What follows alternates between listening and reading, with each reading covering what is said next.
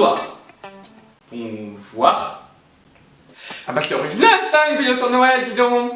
Non, t'as rien demandé, toi, ferme ta gueule. Putain de merde. Donne-moi ton bonnet, tiens. C'est bon, on peut y aller. C'est un vieux monsieur avec une barbe blanche et un long manteau qui aime beaucoup les enfants et qui s'introduit chez vous par effraction. Non, je ne parle pas d'un violeur psychopathe pédophile, mais bien entendu, du Père Noël. Mais le Père Noël, qui est-ce? Alors déjà, le mec ne travaille qu'une seule fois dans l'année, hein. Il peut s'infiltrer dans toutes les maisons du monde, déposer les cadeaux sous chaque sapin en une nuit, mais tout le reste du taf, il refile à des lutins. Ah oui, le mec embauche uniquement des handicapés. Ah bah ils sont moins difficiles niveau salaire, hein. Ça se trouve, ils sont même pas payés d'ailleurs. Ils ont peut-être même pas le droit de parler. Attendez. Un vieux monsieur avec une barbe blanche entouré de petits bonshommes qui courent partout. C'est fort boyard ça. Peut-être qu'eux aussi ils ont des noms pourris comme Passe-Partout et Passe-Muraille, genre passe-moi le pain et passe ton chemin. Ah bah ils doivent pas avoir la vie facile, c'est lutins, c'est eux qui astiquent le traîneau, qui ramassent la merde de reine. Ah parce que oui, le père poubelle là, il se déplace dans un traîneau magique tiré par des rennes volants. Des rennes? Pourquoi des rennes? On m'aurait dit des licornes ou des dragons, ok. Mais des rennes?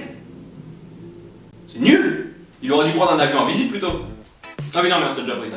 Alors le mec se baladerait dans le ciel avec un traîneau rempli de cadeaux tirés par des rennes magiques, avec tout ça, personne ne l'a jamais vu? C'est peut-être parce qu'il n'existe tout simplement pas. Et oui les enfants, le Père Noël n'existe pas.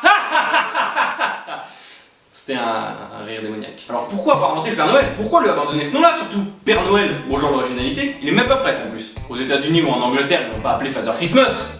Bon, et après on a même inventé la Mère Noël.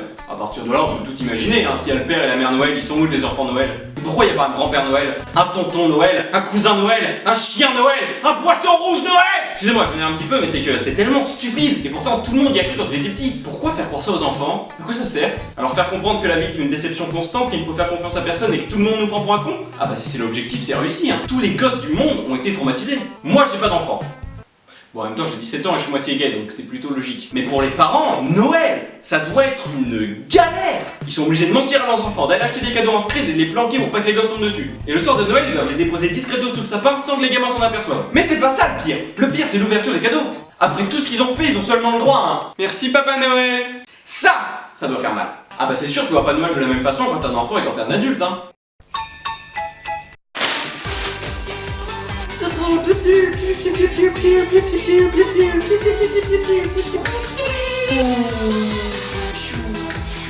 J'adore Noël. Merci Papa Noël.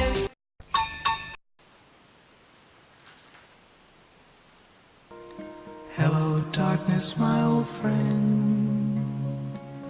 I've come to talk with you again. Because a vision softly. Revenons au fondamental. Noël est une fête religieuse, et bien que la plupart des Français soient athées, tout le monde fête Noël parce que c'est une bonne raison pour faire repartir le commerce, se péter le bide et recevoir des cadeaux. Mais que s'est-il passé le 25 décembre? Parce que oui, Noël c'est le 25 décembre pour ceux qui savaient pas. Eh bien c'est la naissance de Jésus-Christ. On le voit bien d'ailleurs avec la crèche au pied du sapin. Bon, les crèches ils ont bien changé quand même depuis, parce que pour moi ça ressemble plus à une ferme qu'à une crèche.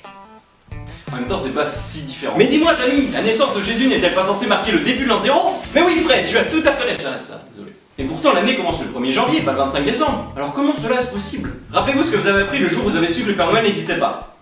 On nous prend pour des cons. Je l'ai dit tout à l'heure, Noël c'est une bonne occasion de se gaver comme des gros porcs, de bouffer jusqu'à en vomir, en oubliant totalement Jean-Charles, le petit SDF qui squatte devant la pharmacie, à qui tu donnes une pièce tous les matins en allant acheter ton journal, qui doit probablement être en train de crever de froid dehors pendant que toi tu entames ton 20e toast bien au chaud, entouré de ta petite famille. C'est ça l'esprit de Noël. Le repas de Noël se compose en général lui-même de plusieurs repas. Quand il ne reste plus que des miettes de la centaine de toasts qui étaient disposés sur la table, le repas pourrait être terminé parce que chacun est rassasié.